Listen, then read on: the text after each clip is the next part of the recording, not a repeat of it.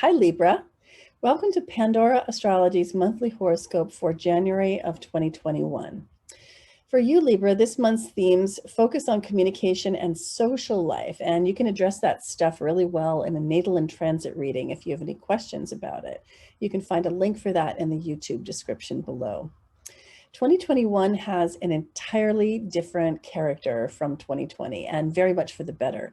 The main reason for that is that Jupiter and Saturn have moved out of Capricorn and into Aquarius. We talked about that in your December horoscope, so that would be the place to go if you want to find out how it lands in your chart. We've also started building a playlist of videos about 2021, which you'll find on our YouTube channel, Pandora Astrology. Well, Julia, what do Mercury, Venus, and Mars have to say to the Libras of the world this month? Ooh, good question, Jamie. So, hey there, Libra. Now, Mars begins the month in your seventh house. This is the house of partnership, and Mars tends to bring a lot of conflict wherever it goes. And Mars has been in this house for a number of months, which has been super annoying because it's done a whole retrograde cycle there. But on January 6th, it's going to move into your eighth house. And this is the house of other people's money. So, this is the money that you share with a partner, money you share with family, which can be like an inheritance, for example.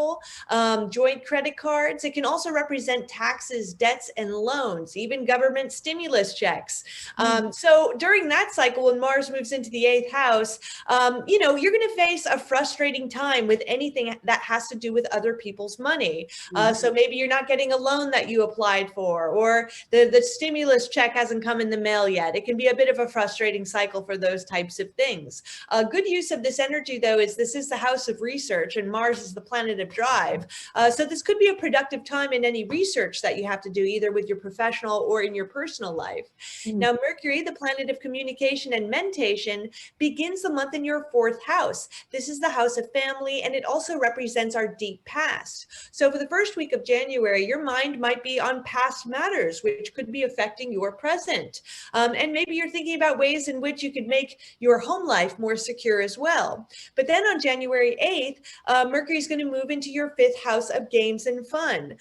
So Mercury is a planet that really enjoys all types of games, whether it's video games or mental games like Scrabble. So your mind could be super active and stimulated by the games you play. It's also a really nice transit for any kind of creative thinking you have to do, whether you're thinking about an art project or you do creative writing. But it can be a little bit of a challenging time if you really need to focus on work and your mind is just on having fun. Now, Mercury will go retrograde on January 30th, but it's going to do most of its retrograde cycle in February. So stay tuned to our next videos where we'll talk about how that's going to affect you specifically. Now, Venus, the planet of relationships and the planet of beauty, begins the month in your third house. This is the house of siblings. This is the house of neighborhood. Venus brings pleasure and harmony wherever she goes. So for the first week of January, you could be getting along really well with the siblings in your life, maybe even cousins too, because the third house can represent extended family. You might also be enjoying catching up with neighbors or doing little trips around your neighborhood too while Venus is in this house. Then on January 8th, Venus will move into your fourth house of family and home. So this is a wonderful transit for getting along well with family members, especially if you need to patch up some sort of old argument you guys had. Venus will help you sort of smooth out those wrinkles. And it's also a wonderful transit for doing things that could beautify your home in some way, because Venus is the planet of beauty. Indeed. So on January 19th, Aquarius season begins as the sun moves into Aquarius, bringing the spotlight of attention to your fifth house, which is already pretty packed with Aquarius, as you can see all of the other planets there. And Jupiter and Saturn being in this house, it's going to be a year of creativity, also potentially a year of fun. And not just fun, but serious fun too. And this could be the month where it all kicks off. On January 12th, we have the first moon of the month, and that is a new moon in Capricorn, which falls in your fourth house of home and family, domestic life, heritage, and roots. We're calling this moon Newborn Ambitions Phoenix Rising. Newborn because it's a new moon, which brings a great time for new beginnings and that feeling of freshness. In Capricorn, that's why we brought in the word ambitions there. And then Phoenix rising because of the proximity of Pluto. Now, Pluto's really been bugging you in your fourth house for years, actually. And Pluto brings transformation wherever it goes, and a lot of intensity, and it brings things up from unconscious realms. And this being the home front, it may be that you've been having quite a few difficulties in your home life in the last several years.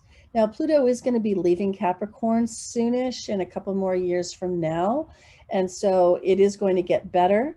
But I think that this moon, you could be experiencing more of the rebirth, the sort of rising from the ashes, and a little bit less of the death, the sort of the self-immolation. One can certainly hope. And I think, we can grab these things and make them happen. Okay, so the 28th is when we've got this month's second moon, which is a full moon in Leo. Now, this is a really fiery moon. It involves a grand trine in fire with Chiron and Juno. So it brings in all of fire's characteristic inspiration and excitement and enthusiasm, and it pours and channels all that right into your 11th house of friends, networks, communities, groups, the people of like mind that you feel a sense of belonging with. Also, this is the house of your long-term goals, the really long-term goals that you see in your general vision of life. So expect a lot of enthusiasm to be poured into that area, and possibly even a little recognition to come back to you. We're calling this one Be Recognized for Your Generosity, exactly because of that lovely grand trine in fire. Now, this winter is a really great time to start new projects, and I wouldn't even wait for the spring if I were you, because the pandemic hot degree is expired, and there are 0 outer planets retrograde this winter in January and February. And that's a really great time of the year to start stuff, because anything that you begin, of course, it has its own birth chart that happens when it begins, that comes into place. And if that birth chart has no outer planet retrogrades in it, well, then you're going to have very few obstacles to the forward movement of your project. So don't wait for spring. Start big projects during January and February, and that includes things like breaking ground for a building. It includes big purchases like a car or a home or a property. It even includes things like getting married, although I'm not talking about beginning the planning phases. I'm talking about doing the actual wedding. You might or might not want to do that on such short notice. There is an exception here that I really want you to know about, and it's that Mercury retrograde that Julia hinted to. Between January 30th and February 20th, Mercury will be retrograde. Do not incept something new in that time period. Well, that's all that we have for you today, Libra. I hope you enjoyed it. And if you did, please be sure to subscribe and share and like, and visit our YouTube channel, Pandora Astrology, if you want to find your other horoscope. If this was your rising sign horoscope, definitely check out your sun sign horoscope as well. And you can find us on the web at pandoraastrology.com, where you can check out the monthly forecast for all of us. And you could get a reading or even take a class. And until next month, we'll see you around the cosmos. Bye. Bye.